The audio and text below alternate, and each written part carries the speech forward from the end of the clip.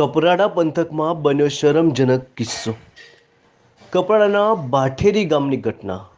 માનવતાને લજવાડે તેવું કૃત્ય કરનાર મુકેશભાઈ બાબુભાઈ ખરપડિયા પિંકીબેન વિજયભાઈને ગર્ભવતી હોવા છતાં પોતાની હવસનો શિકાર બનાવી હોવાના પિંકીબેનના આક્ષેપો। મુકેશભાઈ બાબુભાઈ ખરપડિયાની ઉપર મોટા રાજકારણીઓનો હાથ હોવાનો પરિવારનો આક્ષેપ। નાના પોંડા પોલીસ મથકે પિંકીબેને 28/6/2021 રોજ આપી હતી ફરિયાદ। કોઈ કાર્યવાહી ન થતાં પરિવારમાં દુઃખની લાગણી છવાઈ। જો ન્યાય ન મળે તો પિંકીબેનના પતિ અને તેમની 2 છોકરી સાથે કરશે આત્મવિલોપન। સંપૂર્ણ જિમ્મેદારી નાના પોંડા પોલીસના માથેનું પિંકીબેનના પતિએ જણાવ્યું। પિંકીબેનના પતિના જણાવ્યા પ્રમાણે હજુ પણ ફરિયાદી અવારનવાર આવીને કરે છે હેરાનગી। पुलिसनी कोई कार्यवाही न थता परिवारजन दुविधा में मुकाया। आपका नाम क्या है? मेरा नाम पिंकी बेन विजय भाई खरपड़िया है। बेन, आप कहाँ के रहने वाले हो? बाठेरी चिंचपाड़ा। बेन, आपके साथ में जो घटना घटी है तो उसमें क्या हुआ था, आप पूरा बताइए। मैं बाठेरी गांव में शादी करके आई थी। मैं मेरे पति के साथ और 2 बेटियों के साथ बहुत खुशहाल ज़िंदगी जी रही थी। मेरे ससुर के भाई के लड़का आता जाता रहता था।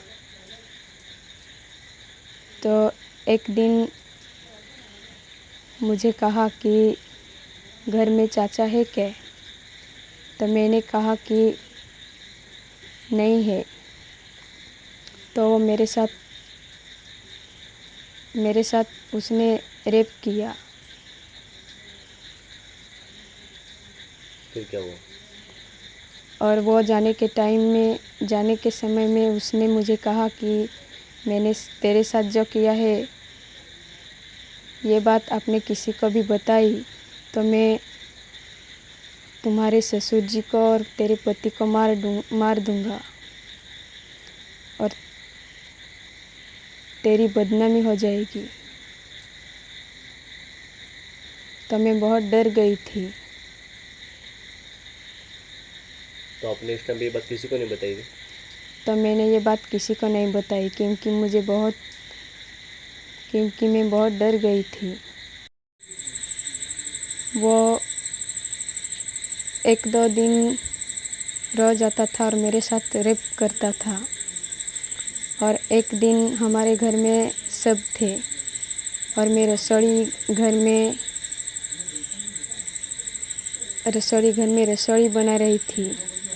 तब उसने मेरे हाथ को पकड़ा तो मेरे ससुर जी ने देखा और ससुर जी चिल्लाया कि ये तुम मेरे बहू के साथ क्या कर रहा है?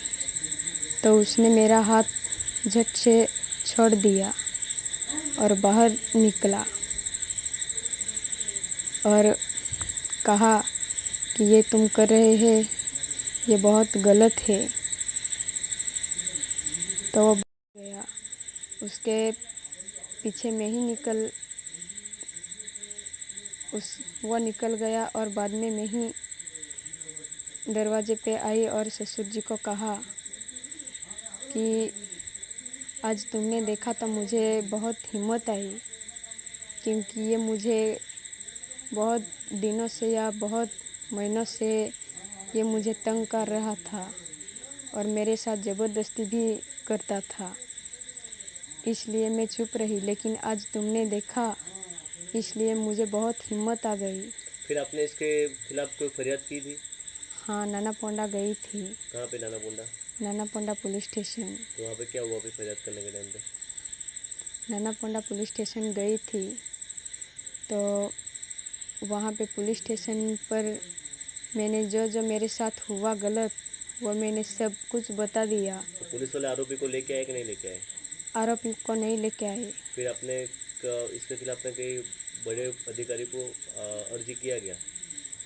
हाँ, वलसाड़। वहाँ पे क्या बोला था आपको?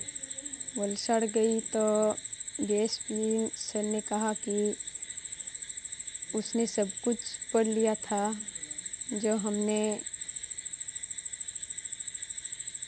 अर्जी में लिखा था। हाँ, जो हमने अर्जी पे लिखा था वो फिर सब क्या हुआ? कुछ पढ़ लिया। और उसने कहा कि तुमको नाना पोंडा के पुलिस स्टेशन वालों ने क्या कहा? तो मैंने कहा कि हमको 3 कलाक तक बिठाया और हमको कहा कि कल आना। अच्छा, तो आपकी फरियाद नहीं लिखी उन लोगों ने? हाँ, फरियाद नहीं लिखी। और फिर उसके बाद अभी क्या हो रहा है? आपके साथ में क्या प्रॉब्लम आ रही है? अभी भी वो आपको परेशान करता है क्या? हाँ, वो हमारे घर पे आता जाता रहता है, घर के बाहर वहाँ घर पे सामने आता जाता रहता है, कुछ भी कैसे भी इशारे करके हमको बुलाता है। अभी भी आपके घर में घुस जाता है क्या अकेला पाके? हाँ, मैं 2 महीने से पेट से थी और वो मुझे ये भी कहता था कि तुम किसी को बताएगी तो मैं क्या किसी से डरता नहीं, पुलिस वाली तो मेरे मुट्ठी में है, ये कहता था। और एक दिन वो फिर आया तो उसने मुझे हमारे घर में सब थे। સંજીભાઈ ખરપડે. વિજયભાઈ, તમારા પરિવાર જોડે જે અન્યાય થયેલો છે એના વિશે તમે શું કહેવા માંગો છો? શું ઘટના બનેલી છે? આ અમારે ઘરવાળીને આવીને પેલો ભાઈ અમારા પપ્પાનો ભાઈનો છોકરો છે ને જબરજસ્તી કર્યા કરે એટલે રેપ કરેલો હતો. એટલે અમે નાનાપોઢા જઈને ફરિયાદ કરી હતી. તો નાનાપોઢા પોલીસવાળાએ કીધું કે બેઉ પાર્ટી આવીને સમાધાન કરો. તો અમે કીધું કે અમે સમાધાન નહીં કરવાનું, અમે છે ને ન્યાય જોઈએ. આમ તો પહેલાં કીધું પોલીસવાળાએ અમને 4 વાગ્યા સુધી બેહાડી રાખ્યું સાંજે. પછી પહેલાં કીધું કે કાલે આવજે. આમ તો અમે બીજા દિવસે ગયા નહીં. પછી બીજા દિવસે ડાયરેક્ટ વલસાડ ગયા.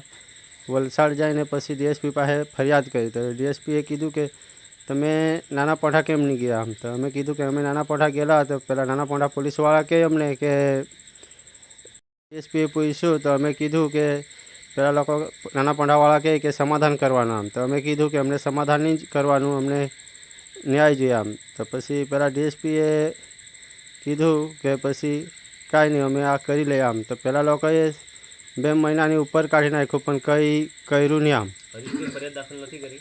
અમે અમારી ફરિયાદ કરવા છતાં પણ અમારી ફરિયાદ લીધી નથી. એટલે અમે છે ને પેલો આરોપી છે ને આવીને અમને ધમકી આપ્યા કરે. કાં બી મળે એટલે કહે કે તમે રાતના મળે તો તમને મારી નાખા.